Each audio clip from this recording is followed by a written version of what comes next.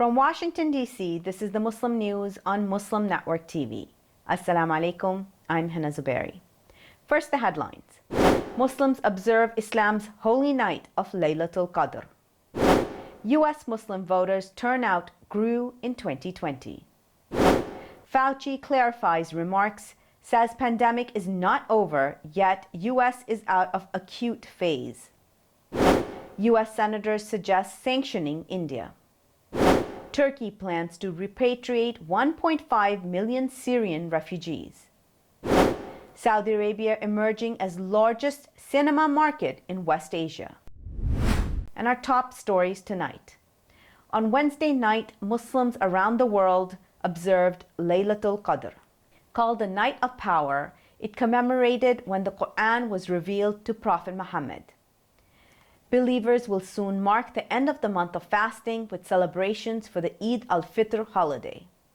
The exact day of Laylat al-Qadr is not known, but Muslims are told to seek its blessings during the last 10 days of Ramadan, particularly on the odd nights. These are considered to be among the most blessed nights of the year. In the Quran, Laylat al-Qadr is described as better than 1,000 months. Muslims usually worship, perform prayers, and recite the Quran all night long.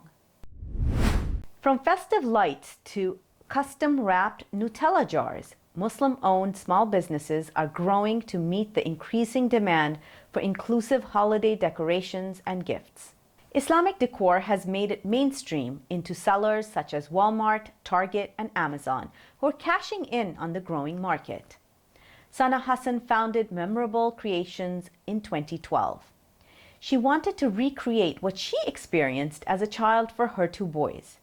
Islamic festivities were part of the norm where Hassan grew up in Pakistan. Now living in McKinney, Texas, she misses being part of a whole community practicing a similar faith and immersed in cultural traditions. Hassan said that the pandemic increased sales and interest in home decor within the Muslim community. Nearly 1.1 million Muslim voters cast ballots in the 2020 U.S. presidential election. That was enough to swing the presidential race in key battlegrounds states, according to a new report. An analysis by Engage, a Muslim American civic group, found 71% of registered Muslim voters in the U.S. went to the polls that year.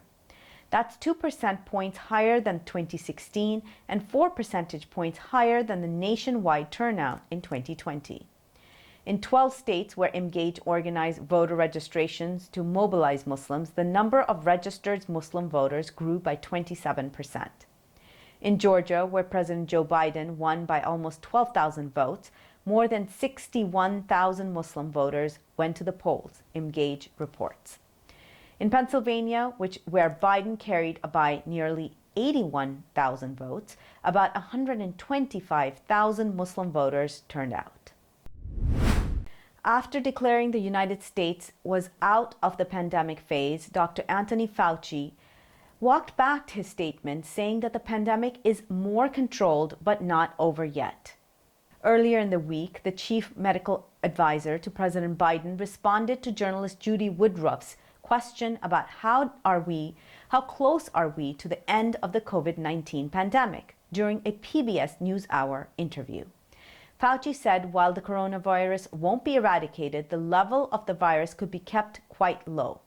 That would require people to be intermittently vaccinated, possibly every year, he said. The White House tried to temper his messaging further, urging Americans to continue taking measures to protect themselves from COVID-19.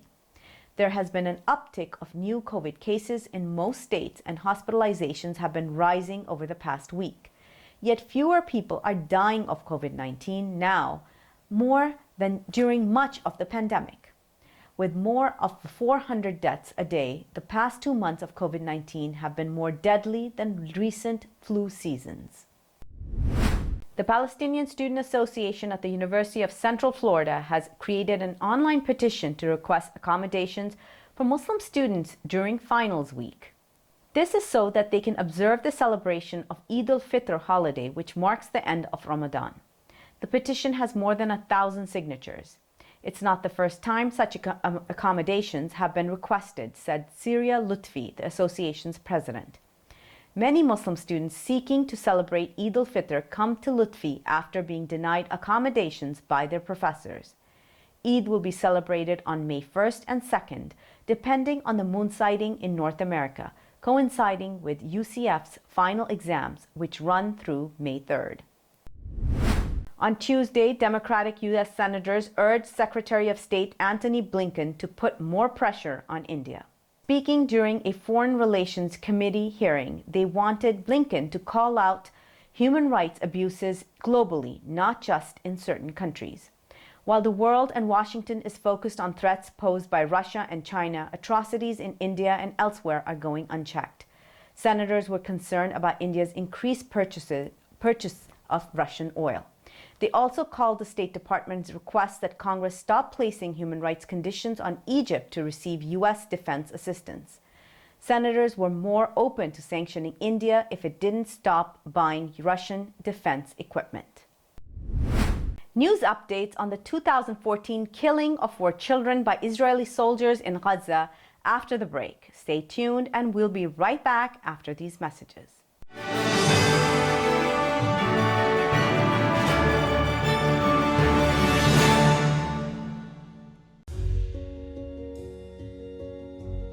Friends, our world is pulling together like never before. We're making huge sacrifices to keep one another safe. Scientists are working non-stop to develop COVID-19 vaccines and treatments. A vaccine will get our economies moving. It will tell our loved ones we're safe again. But we have challenges we must address. Right now, huge pharmaceutical companies are keeping the vaccine research a secret.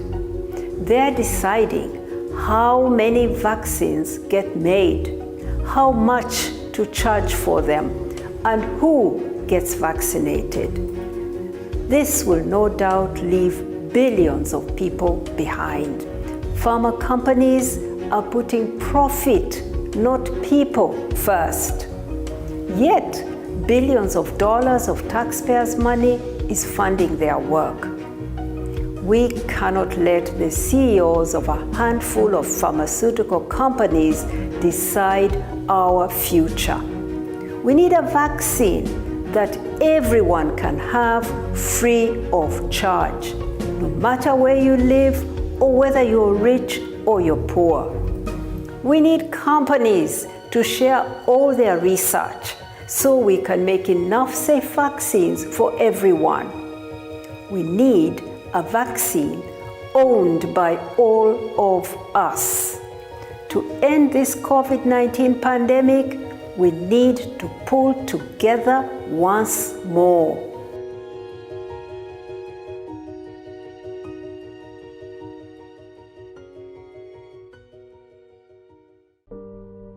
Assalamu alaikum. This is Imam Abdul Malik Mujahid, walking up and down the world's largest refugee camps.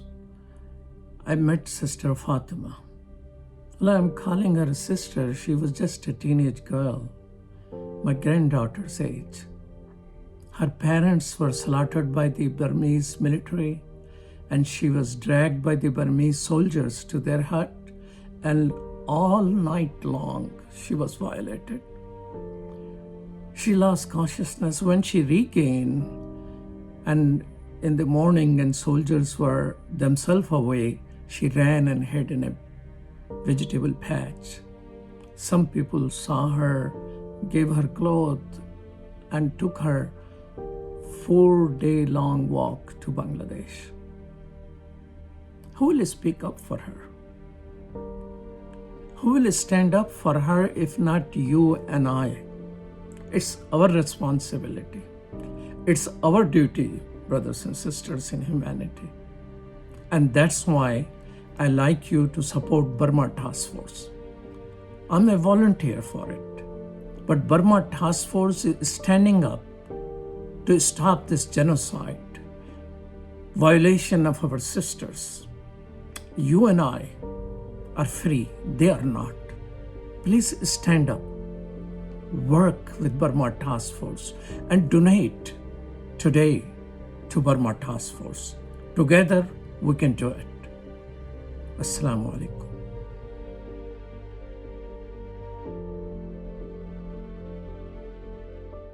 To stop this genocide, we need your help.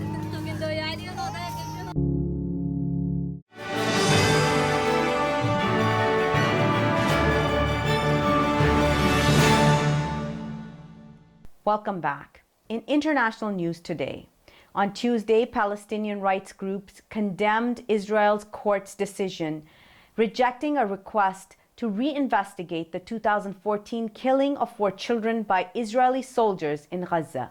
The 4 boys were killed by an Israeli airstrike while playing on a beach in the Gaza Strip on July 16, 2014. On Sunday, Israel's Supreme Court rejected an appeal by the 3 Palestinian groups to reopen the investigation into the killings. The appeal was filed by the Palestinian group Adala, Al-Mizan Center for Human Rights, and the Palestinian Center for Human Rights. Raji Sourani, director of Palestinian Center for Human Rights, said that the Bakr family children were targeted in 2014 with several shells by Israeli drones. The children were playing football on the beach during a truce declared by the occupation, he added. U.S. forces have reactivated 2 previously evacuated military bases in Raqqa, northern Syria, reinforcing their positions on terrorist-occupied regions. This is in response to Russian efforts to establish a presence there. Local sources said that U.S. soldiers had been redeployed at some points in the city from where troops were removed before Turkey's anti-terror operation in 2019. A large number of armored military vehicles, armored combat vehicles, and dozens of U.S. soldiers were deployed. U.S. forces currently have 11 active bases and military points in the occupied areas of Hasaka, Raqqa, and Deir al-Zur. Saber Ahmed Jazbeh, a leading South African lawyer, remembers waking up very early on April 27, 1994, to cast his vote in the country's first multiracial elections. He and millions of Black South Africans exercised their right to vote for the first time that day, Jazbeh told Anadolu Agency. South African blacks were subjected to racial oppression and subjugation for many years during apartheid in the country. Blacks were also not allowed to mingle with whites. Most of their township lacked basic services or had substandard service delivery. Jazbeh, who worked as a field officer for the ruling African National Congress Party, said that 1994 was the most tense moment of our lives as South Africans. The ANC won the multiracial parliamentary elections in a landslide. The new parliament then elected national liberation hero Nelson Mandela as South Africa's first black president. On Tuesday, Christian extremists killed more than 20 Muslims at a funeral in the northern Ethiopian region of Amhara. The Islamic Affairs Council of Amhara called the attack in the city of Gondar a massacre by heavily armed extremist Christians. Attackers fired a barrage of heavy machine guns and grenades, killing several people and wounding many others who have been hospitalized, the council added. There was also looting of Muslim properties during the attack, it added. Gondar Mayor Zwedu Malade told Ethiopian public broadcaster EBC that the incident was carried out by a few extremist individuals. More than 4 years after Saudi Arabia lifted its ban on cinemas, it's emerging as the largest and most profitable film market in Western Asia. The market volume in revenues is projected at $100 million in 2024. This week, the kingdom received the Emerging Market Spotlight Award at the CinemaCon 2022 in Las Vegas. Saudi Arabia is being recognized as a major destination for cinema production and box office sales. Data from market tracker Ventures on Site show box office revenues for the Middle East and North Africa region are set to grow by 4% yearly to $1 billion by 2024. The rest of the world is witnessing a decline. As Turkey's presidential elections nears, the treatment of Syrian refugees has become one of the most contested issues for hopefuls. The country's ruling Justice and Development Party, as well as opposition parties, want to appear uncompromising on the refugee issue, Syrian news agency North Press reports. Turkish journalist Maz İbrahimoglu told North Press that the anti-refugee positions of Turkish opposition parties would work against Syrians.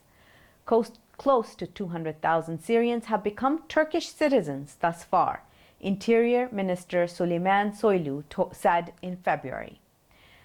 Refugees who do not yet have Turkish citizenship are in danger of deportation. Uncertainty over future government policies and Turkey's leadership have led some of them to avoid investing in or purchasing homes for fear of being deported. Coming up next after the break is our in-depth analysis segment, so stay tuned and we'll be right back after these messages.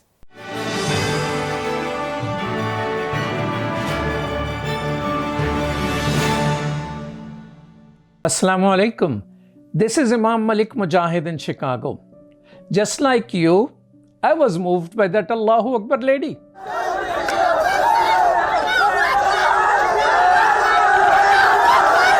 She stood her ground, fearful of none, for her hijab and for her education. Sisters and brothers, Indian Muslims are facing a genocide. India does not care for Muslim protesting, but it does care for the world opinion. Therefore, we must push the United Nations. The UN has a responsibility to protect.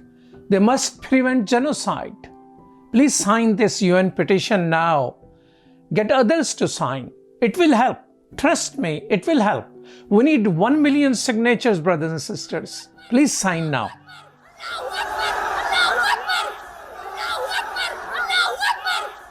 If I could be you, and you could be me for just 1 hour. If we could find a way to get inside each other's minds. Walk a mile in my shoes. Walk a mile in my shoes.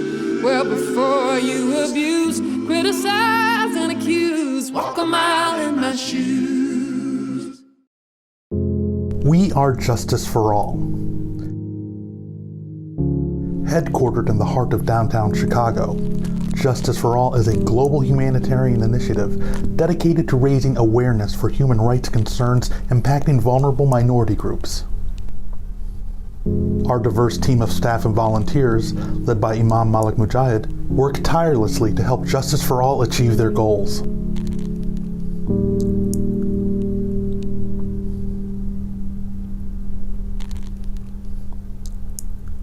We promote policies that protect religious freedom, address the root causes of mass displacement, and recognize the plight of refugees and forced migrants.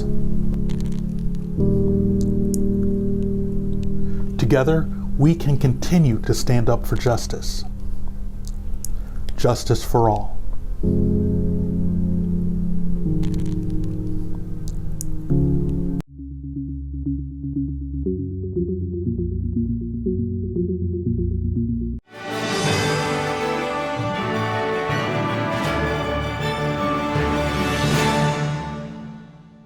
Time for our in-depth analysis segment. Let's watch.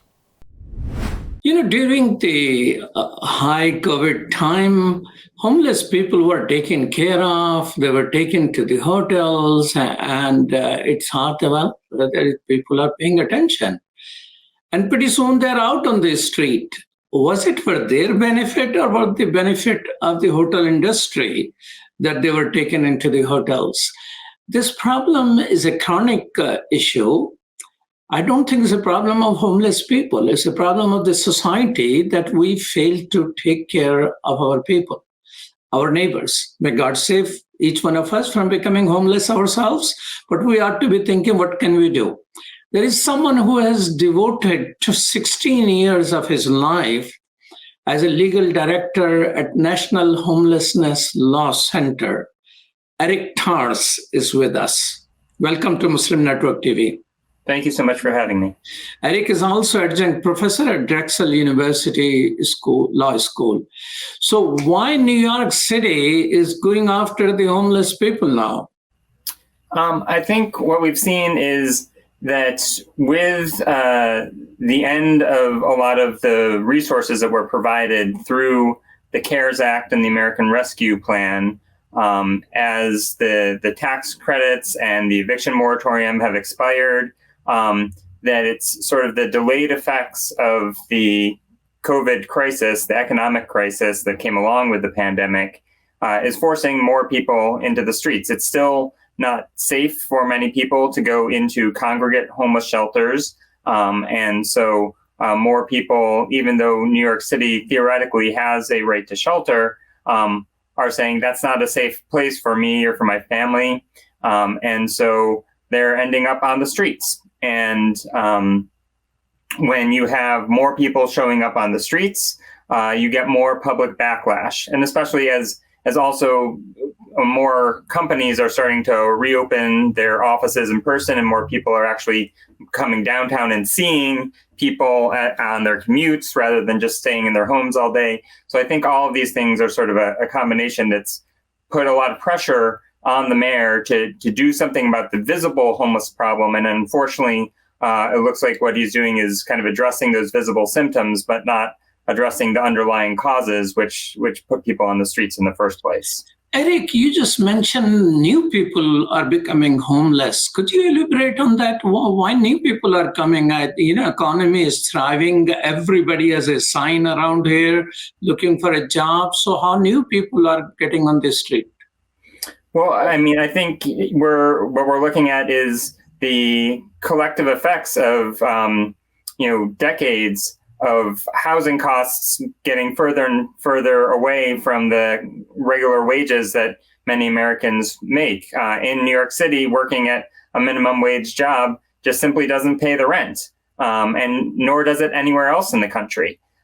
So we saw a small dip in evictions during the moratorium period during the pandemic. But now that moratorium is gone, more people people were being evicted before the COVID crisis. They're continuing to be evicted now. The jobs that are the jobs that are available still aren't living wage jobs in a city as expensive as New York City. And so you continue to see new people becoming homeless every day.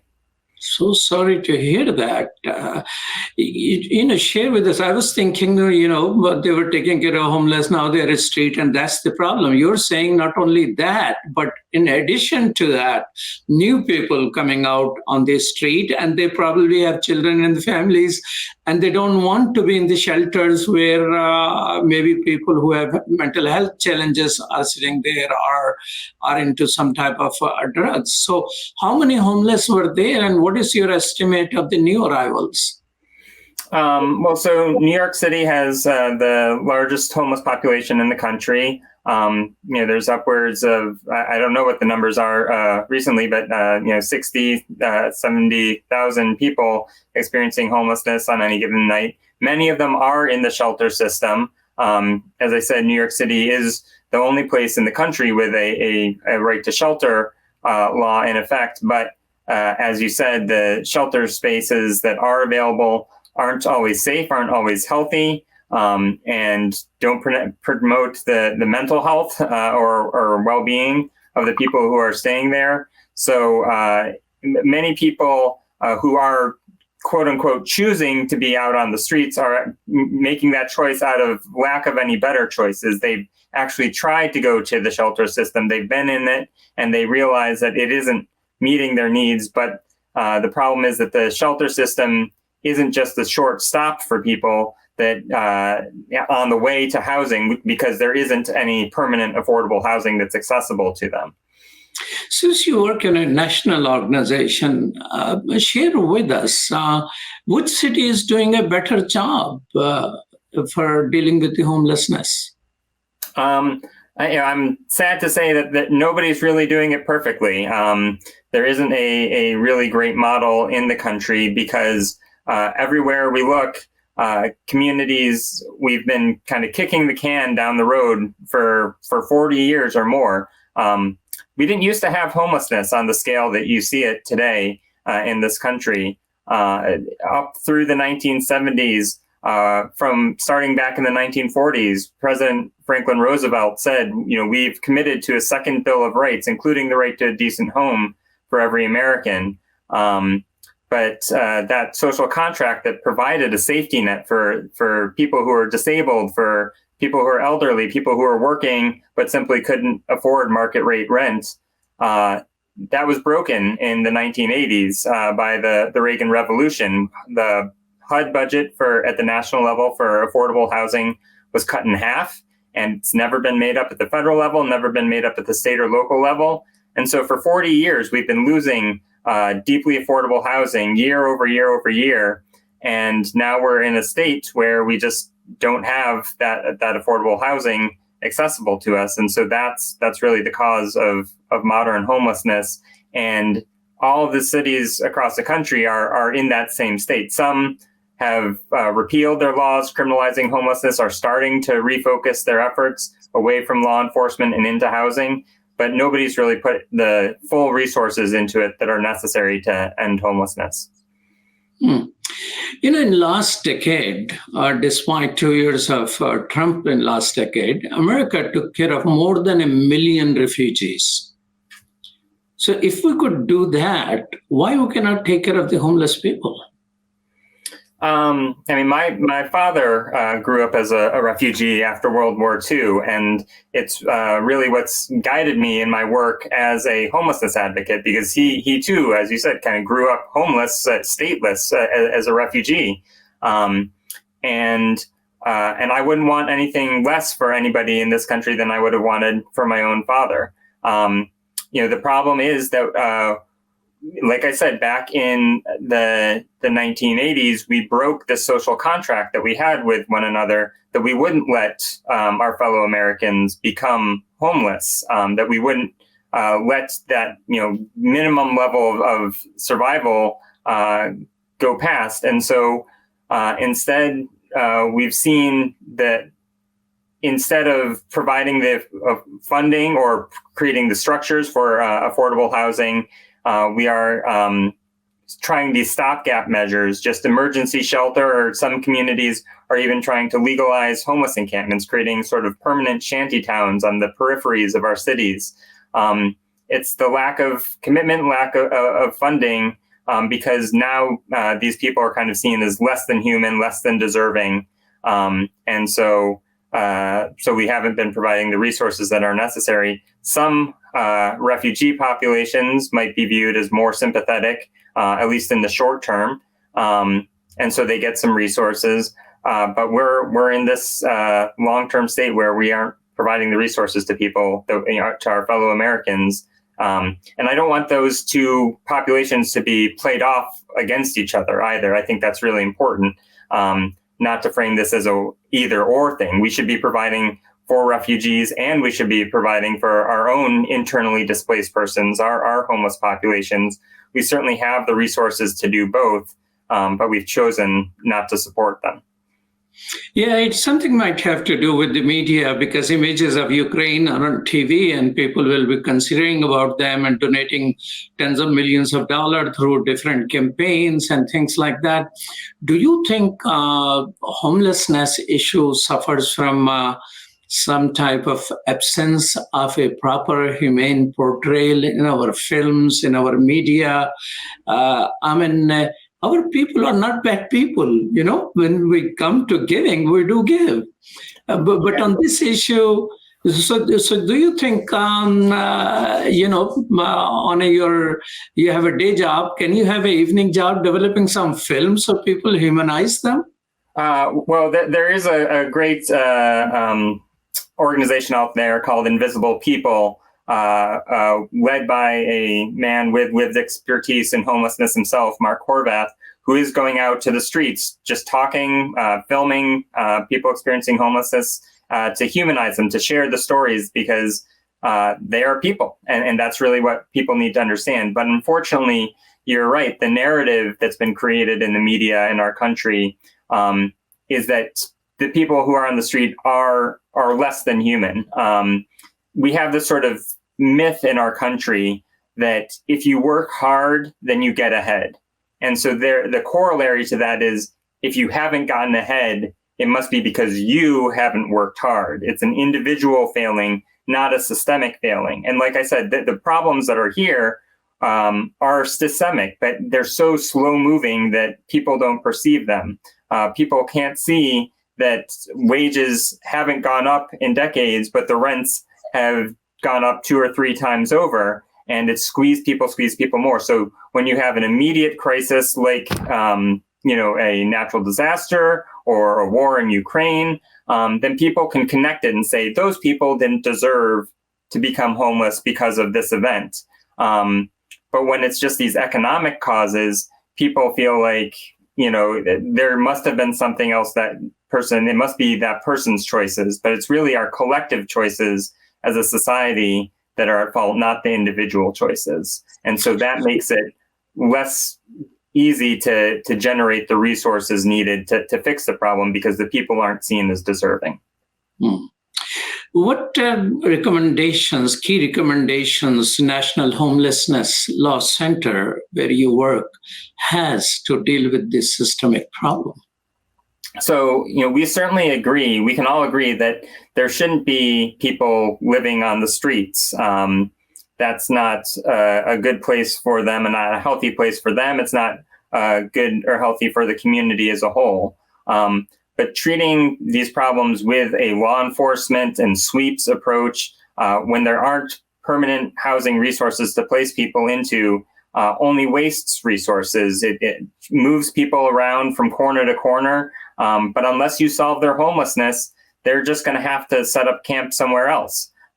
So only housing solves homelessness. And that's what we really have to focus on.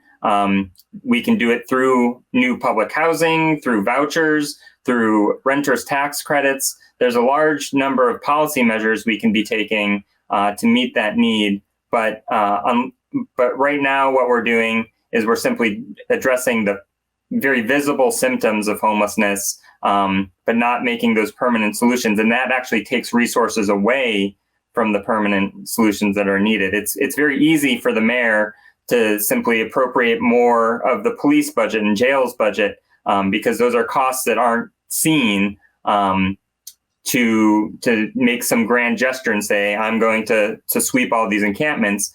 But if he's not taking the steps to get people into permanent housing, then those encampments are just going to appear somewhere else, and he's wasted all those resources that could have gone to actually ending homelessness. Tell me, you teach also, you deal with the students.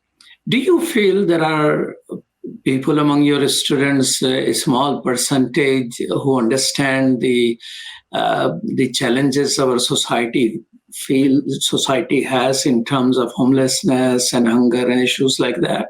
Or they are growing up just thinking of some corporate career? No, I mean, teaching does renew my faith in humanity quite often. And yeah, there are definitely students out there who understand what is going on and who want to dedicate their lives to solving it. And right now in New York City, it's not that the city isn't doing anything right. The city created a right to counsel in eviction courts, and many of the students I've taught have gone on to become lawyers being paid by this system to provide the right to counsel, which has dramatically reduced evictions in New York City and prevented homelessness for many people. And so it's those sorts of positive solutions, constructive solutions that the government should certainly double down on.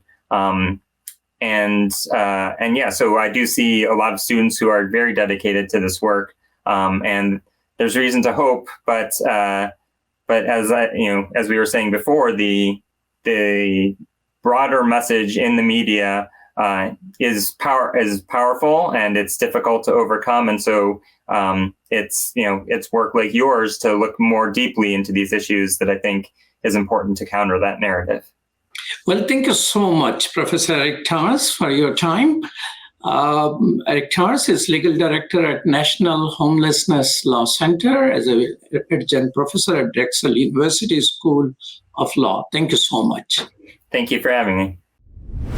That's all from our Washington studios tonight. Thank you for tuning in. You can find previous episodes and more on our YouTube or Facebook.